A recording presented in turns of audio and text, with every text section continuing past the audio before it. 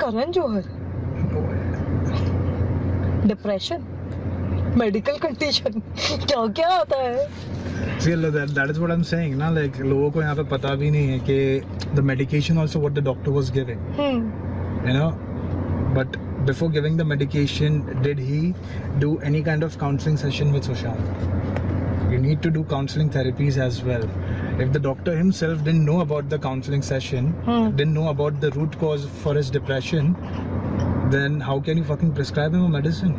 So you used to prescribe him some medicine, but वो मेरे through होता नहीं था ना actually, because Riya never used to allow me to get into that. तो मतलब रिया के बारे में जो पिक्चर करे वो सच है? हाँ, मैं एक्चुअली वो बोल रहा हूँ आपको, because Sushant, even I told Sushant कि you shouldn't take these medications. And Sushant कभी लेता भी नहीं था. तो रिया देती थी? Yeah. This woman has actually मतलब waste. Now she's asking for an investigation. तुम क्या investigation मांग रहे हो भाई?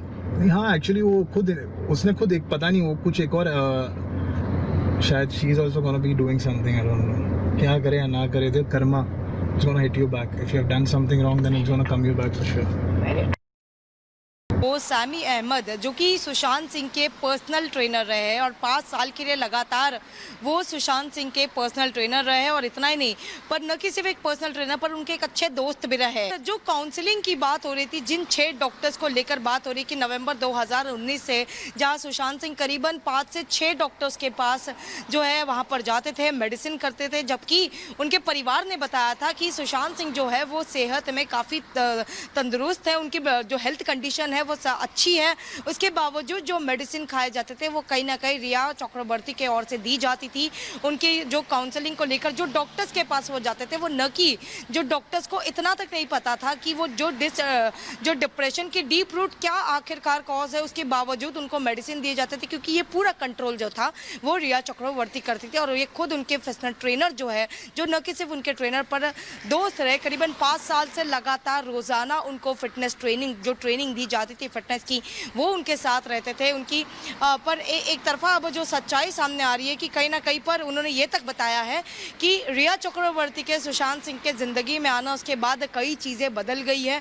रिया चक्रवर्ती कंप्लीट कंट्रोल जो है वो सुशांत पर रखती थी, उनके फिर मेडिसिन को लेकर भी क्यों ना हो, मेडिसिन जो दिए जाते थे वो न सुशांत सामने से खुद नहीं कभी खाने के लिए देखते थे, पर कहीं ना कहीं पर खुद रिया चक्रवर्ती उनको फोर्स करती थी, रिया चक्रवर्ती ने उनको कंट्रोल किया था।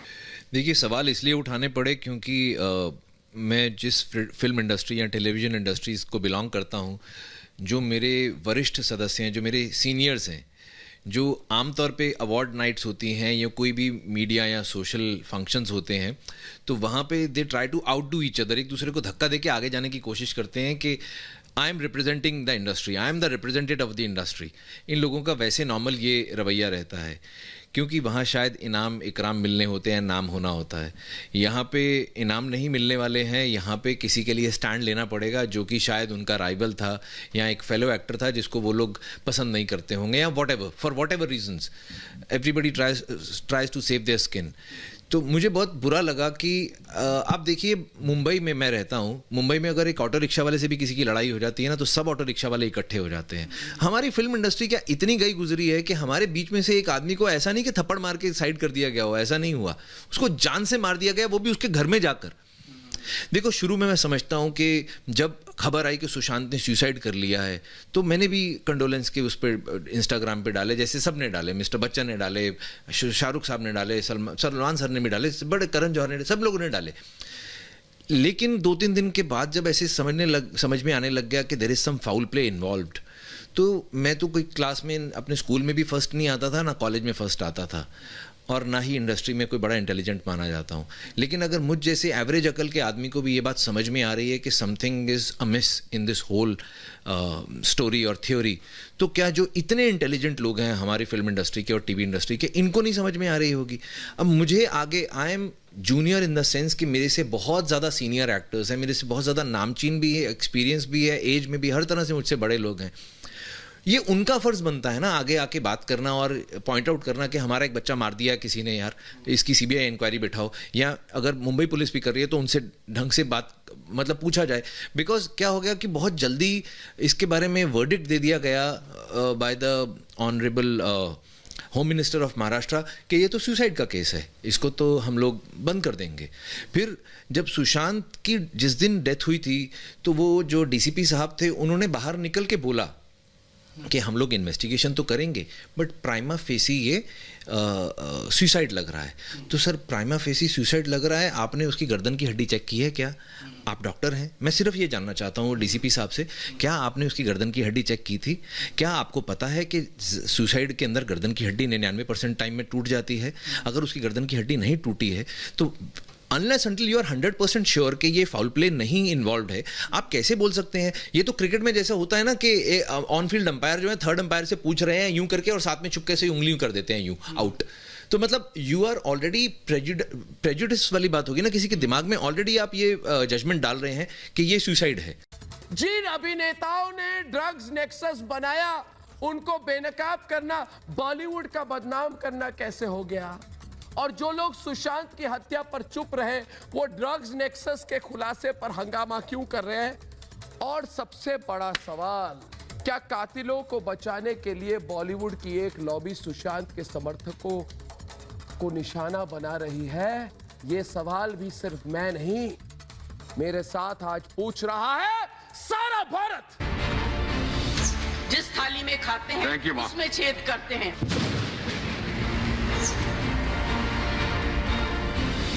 तो मैं आपके माध्यम से केंद्र सरकार से आग्रह करता हूं, सख्त कार्रवाई की जाए। आज बॉलीवुड की वो गैंग बेनकाब हो गई जो ड्रग्स के धंधे पर पर्दा डाल रही है। आज फिल्म इंडस्ट्री के वो फनकार बेनकाब हो गए जो मूवी माफिया के साथ हैं। लेकिन सुशांत के लिए इंसाफ मांगने वालों के खिलाफ इसी इंडस्ट्री में सुशांत सिंह राजपूत की हत्या हुई, इसी इंडस्ट्री में दिशा सालियान को मार डाला गया, इसी इंडस्ट्री में नेता अभिनेता का ड्रग्स नेक्सस बना, तब इस लॉबी का अपमान नहीं हुआ। लेकिन जैसे ही बॉलीवुड के ड्रग्स रैकेट वाली सच्चाई दुनिया के सामने आई, तब ये लॉबी गुस्से से लाल हो गई। इट्स अ शेम, जिस थाली में खाते हैं उसमें छेद करते हैं। गलत बात है। I need the protection, the industry needs the protection and support of the government. जिस इंडस्ट्री को आज अपने अपमान का डर लग रहा है, 8 जून को इसी इंडस्ट्री में काम करने वाली दिशा सालियान की संदिग्ध परिस्थितियों में मौत हुई। 13 जून को इसी इंडस्ट्री में काम करने वाले सुशांत सिंह राजपूत की संदिग्ध परिस्थितियों में मौत हो गई। इन दोनों हत्या को आत्महत्या में बदलने की कोशिश हुई। तब बॉलीवुड का अपमान नहीं हुआ तो फिर ड्रग्स रैकेट की सच्चाई बताते ही बॉलीवुड का अपमान कैसे हो गया? इस प्रकार की गतिविधियां हमारी इंडस्ट्री के द्वारा भी, जहां पे स्टारों को देखा जाता है, उनको रोल मॉडल माना जाता है, तो मैं आपके माध्यम से केंद्र सरकार से आग्रह करता हूं, अपनी सरकार से, जो हिसाब से आज हम लोग एकदम इनको चारों तरफ पकड़ रहे हैं, तो ये सख्त कार्रवाई की जाए। आखिर बॉलीवुड में मौजूद ड्रग्स माफिया, मूवी माफिया का इतना खौफ क्यों है? वो कौन सा नेक्सस है सुशांत सिंह राजपूत जिसके लिए खतरा बन गया? उस नेक्सस को बचाने के लिए पूरा बॉलीवुड एक साथ है। ऐसे में सवाल ये कि बॉलीवुड अगर सुशांत के कातिलों पर चुप, तो सुशांत के समर्थकों को गाली क्यों? जया बच्चन ने कहा हमें सुरक्षा दो, बॉलीवुड को सुरक्षा दो। मैं कहता हूं रवि किशन, बॉलीवुड माफिया को सुरक्षा मत दो, बॉलीवुड माफिया को जेल भेजो। ड्रग्स माफिया को सुरक्षा मत दो, ड्रग पेडलर रिया चक्रवर्ती जैसे लोग और उसे समर्थकों को सुरक्षा मत दो। और जिनके बंगलों में कोकेन की पार्टी होती है और कोकेन नदियों के जैसे बहती रहती है, उनको सुरक्षा मत दो। मगर ये रोना क्या चल रहा था आज? जया बच्चन रो क्यों रही थी? हमें सुरक्षा दो।